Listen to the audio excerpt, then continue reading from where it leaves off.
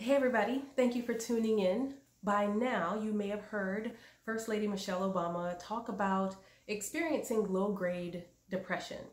And I thought that this would be a really good time to talk about what even is depression.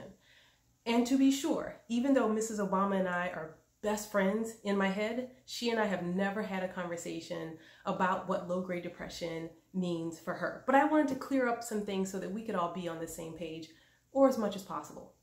Now, when most people talk about depression, what they're talking about is just feeling down or low, maybe not wanting to get out the bed, maybe feeling hopeless. And she talked about this, and understandably so, with everything going up and everything going on and just adding up, like the accumulation of it, it's a lot. And it's understandable that people would just feel down. And I know a lot of folks right now are just kind of over it.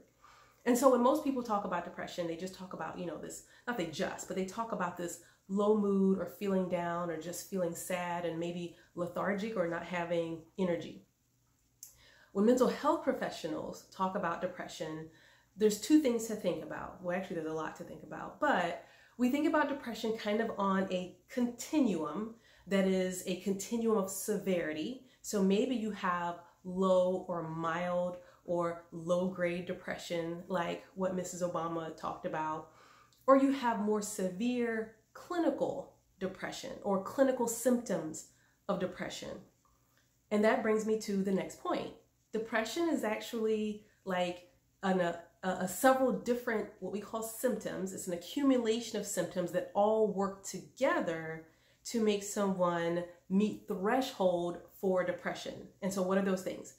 They're low mood, of course, or as an example, and problems with sleep. So maybe falling asleep or having difficulties falling asleep, maybe waking up throughout the night, low mood and low energy. So just feeling tired, having very little interest in things or activities, though it's hard to have interest when you know you can't get out the house much right now, other than to working for essential activities.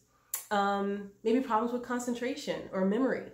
I know I oftentimes walk into a room and forget why in the world did I come in this room. But this is the thing to keep in mind.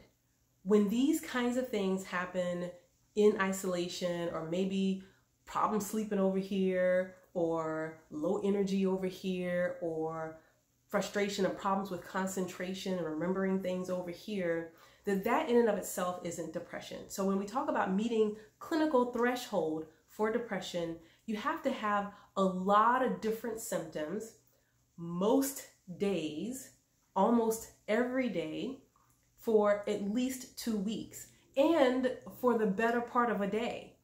So if you wake up, say, tomorrow and you're feeling down and not wanting to be bothered and you have problems with your concentration and, there are a lot of different things going on, but by day after tomorrow or a couple of days later it's passed, then it's not depression.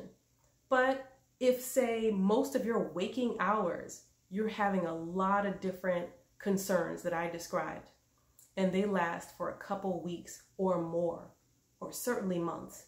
And you know what? A lot of people were feeling depressed before COVID-19, if we're honest with ourselves.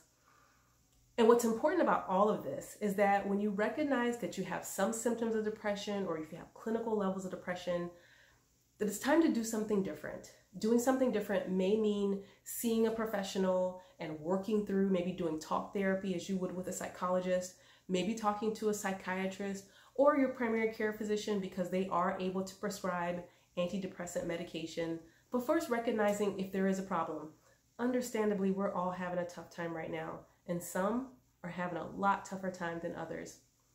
But what's most important is just trying to do our best to be honest about how we're doing, so that we can get some help, get some assistance, do some things differently, so that we can get through this thing. Thanks, you guys. Be great.